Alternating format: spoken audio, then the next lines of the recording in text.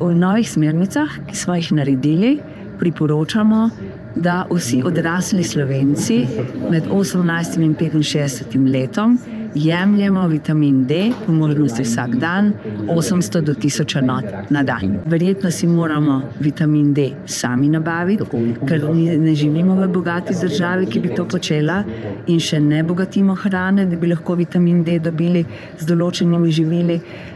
Priporočamo pa tudi v naših smernicah, da bi bila zdravila z vitaminom D na voljo v prosti prodaji v lekarnah, ker so najkvalitetnejša, imajo najbolj preverjeno vsebnost vitamina D in doslej so tudi najcenejša v primerjavi s prehranskimi dopolnili. Od oktobra do aprila vsak dan vzeti 1000 enot, 800 do 1000 enot vitamina D.